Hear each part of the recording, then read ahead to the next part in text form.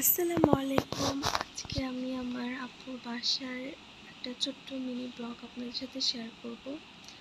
আজকে বিকালবেলা আপুর বাসায় বেড়াতে আসছিলাম, মানে আমার বাবার বাড়ি থেকে আমার বোনের বাড়ির দূরত্ব মাত্র 2 মিনিটের। আমি এখানে বেড়াতে আসছিলাম। আসার পরে আপনাদের সাথে ভাবলাম যে একটা ভিডিও শেয়ার করি, সেই জন্য কিন্তু আমার মেয়ে এরকম জামা পরে আসছে।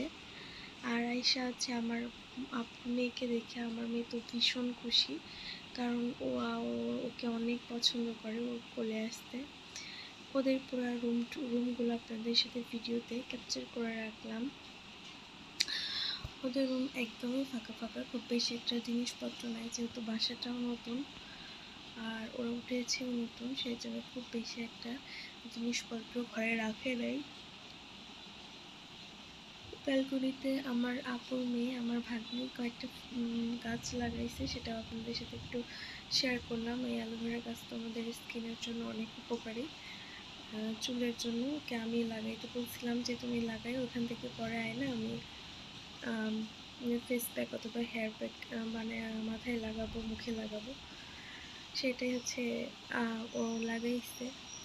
আর আমার মেয়ে তো বাসায় আসার পরে অনেক খুশি, সে সারা বাসা একাই হামাগুড়ি দিয়ে দিয়ে ঘুরতেছে, এই রুম থেকে ওই রুমে যাচ্ছে। এই রুমটা ওদের ফ্লোরিং বিছানা, এটা হচ্ছে এখানে আমার আপু বেশিরভাগ সময় থাকে। ওই রুমে আমার ভাগ্নি থাকে, এই রুমে আমার আপু আর ভাইয়ার সময় বেশিরভাগ সময় থাকে, কারণ বা আমার ভাগ্নি ওই রুমে পড়াশোনা করে আর এই রুমে ওরা টাইম কাটায়। আর চলেন এখন কিচেন রুমটা দেখাই। ও সব কিছু অনেক বেশি পরিপাটি করে রাখে, আমাদের ওই বাড়ির মতো না, সব কিছু অনেক পরিষ্কার পরিচ্ছন্ন করে রাখে।